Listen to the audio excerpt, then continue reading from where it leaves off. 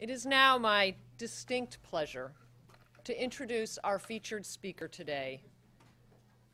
Tony West was nominated by President Barack Obama to be the Assistant Attorney General for the Justice Department's Civil Division on January 22nd of 2009 and was confirmed by the U.S. Senate on April 20th of 2009. I think we probably consider that record speed these days. As the largest litigating division in the Department of Justice, the Civil Division represents the United States in legal challenges to statutes, administration policies, and agency actions. The Civil Division also defends the President, cabinet officers, and other federal employees in lawsuits filed against them throughout the country. But most relevant to the conversation we have today, the Civil Division is responsible for coordinating national immigration matters before the federal district courts and circuit courts of appeals, which means that his name is on the complaints in the lawsuits we'll be talking about today. Mr. West first served in the Department of Justice right out of law school when he became a special assistant to the Deputy Attorney General. He later served as an assistant United States attorney in the Northern District of California and as a state special assistant attorney general in the state of California. Prior to returning to the Justice Department, Mr. West was a litigation partner at Morrison & Foerster in San Francisco. I know we're all very grateful that he is again at Justice. Let us welcome Tony.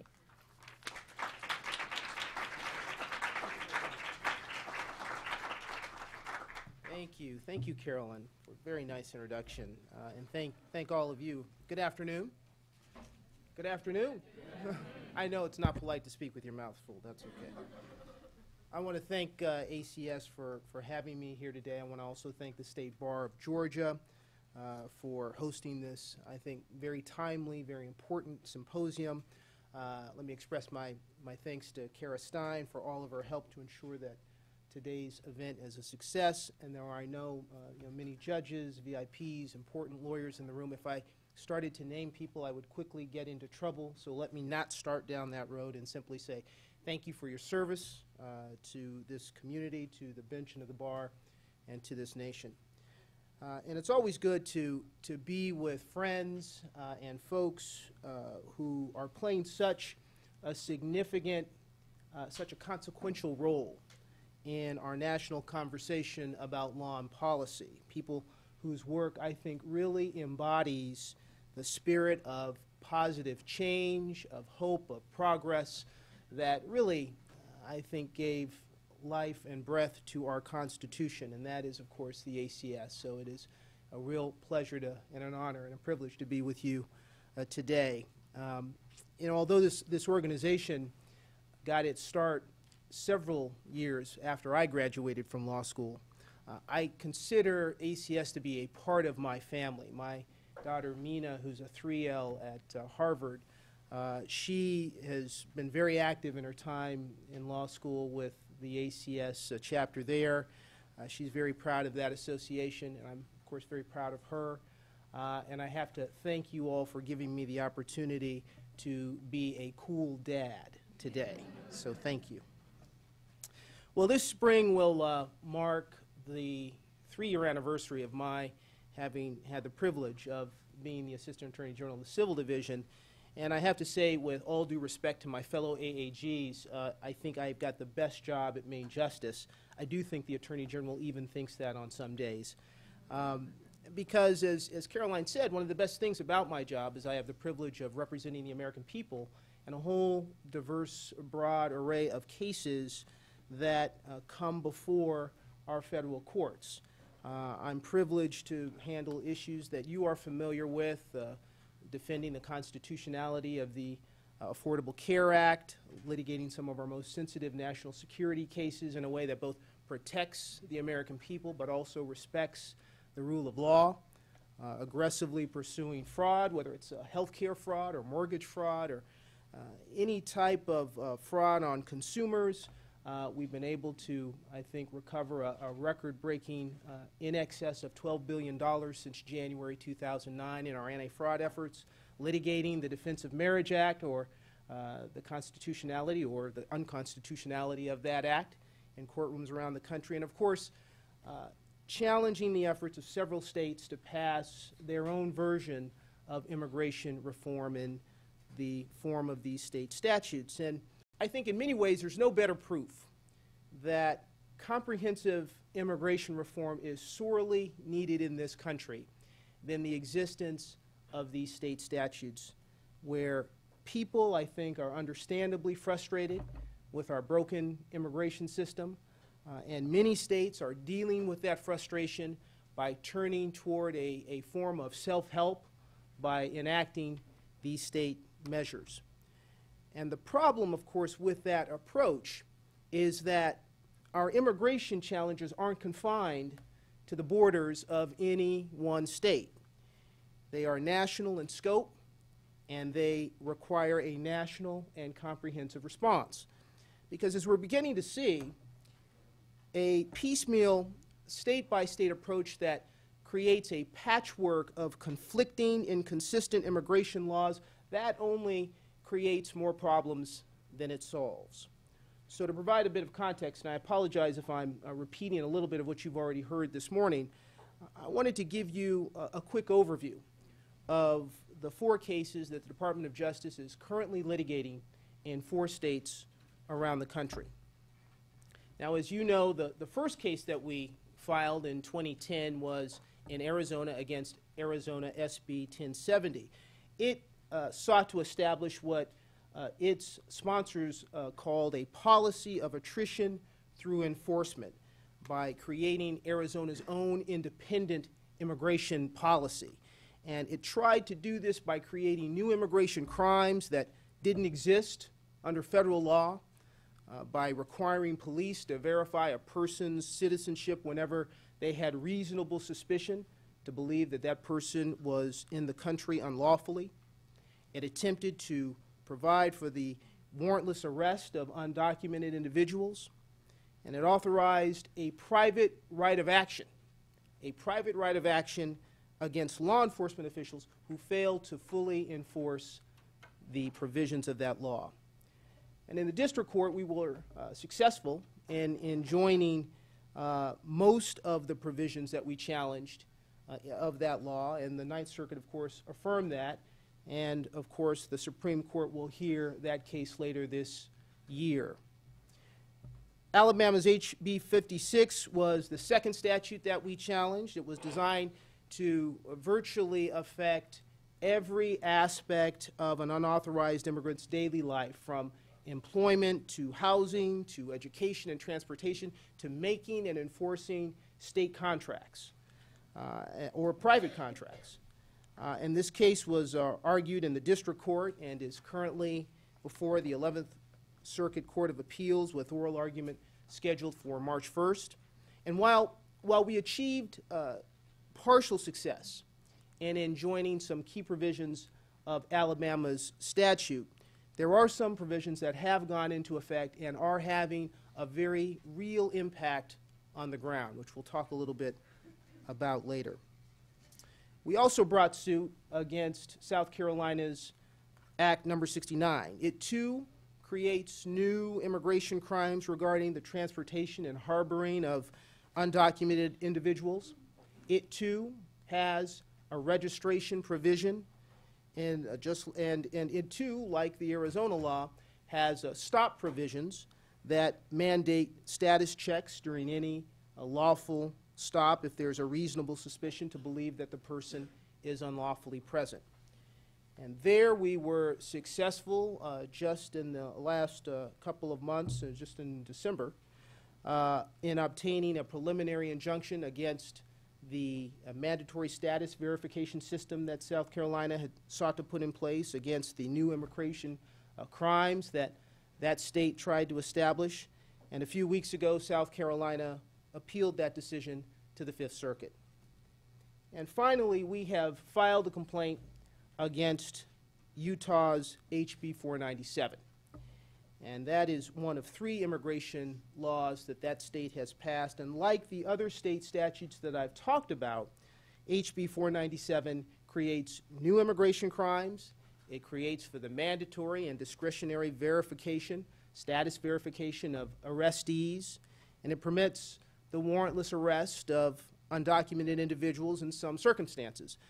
An oral argument on the department's and the private parties' complaints, separate motions for a preliminary injunction in that case will be heard by the district court later this month.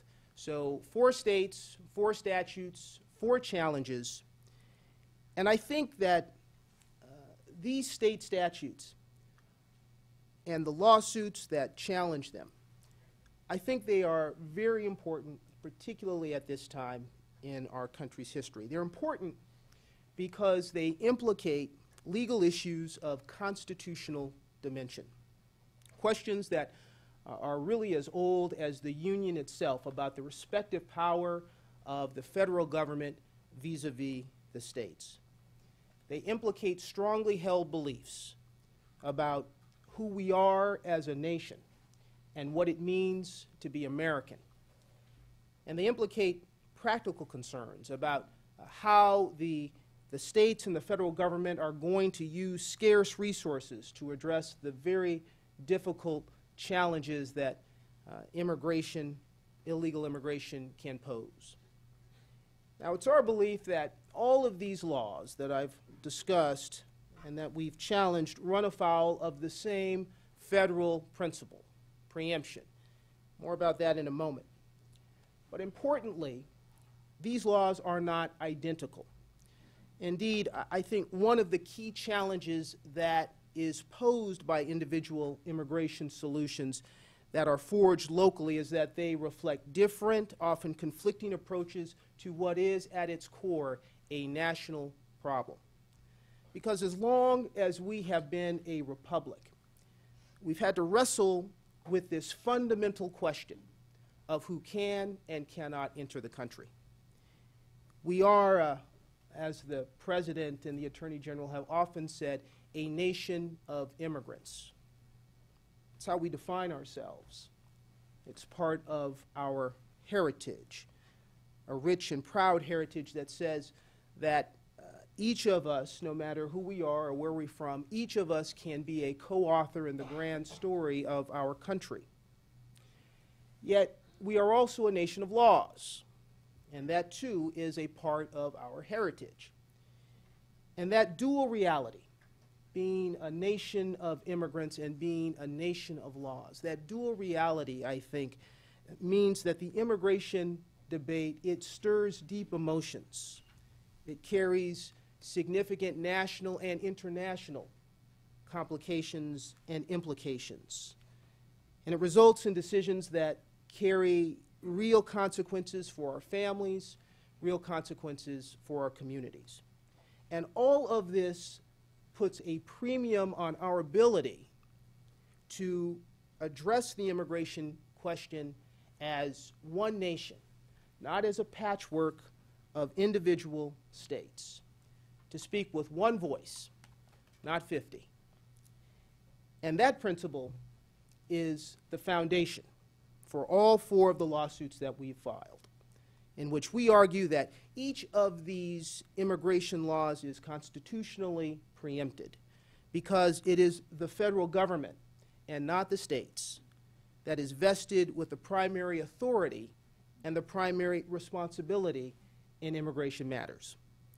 And it's our belief that these preemption principles that are set forth in these lawsuits, they have special force in the immigration area. Because not only is this a space that has been constitutionally committed to the federal government, there is also a very close connection between immigration policy on the one hand and foreign policy on the other. And this historic and important linkage, I think, underscores the federal interests in this area. So when it comes to regulating who can or cannot enter the United States, who's removed, or the conditions under which an individual may remain in the United States, only the federal government can do that.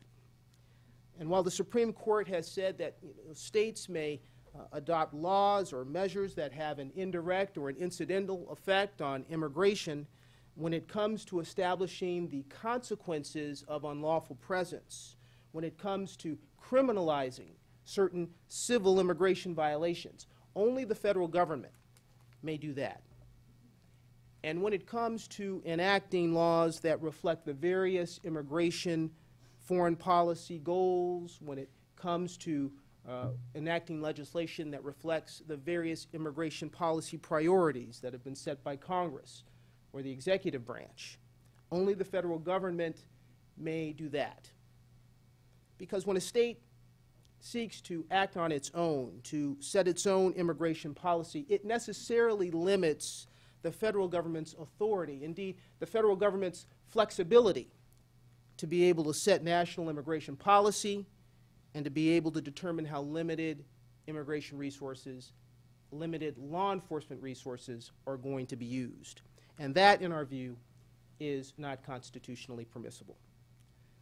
Now, all of this is not to say that states don't have a role in helping the federal government enforce immigration law. And in fact, states are valuable partners in our efforts to implement immigration policy in a substantive and a real way. Every single day, we in the federal government are relying on our state and local partners to help us in various immigration efforts, whether it's curbing illegal immigration or curbing drug and human trafficking. But these state laws that we have challenged, these are not laws that are about cooperation.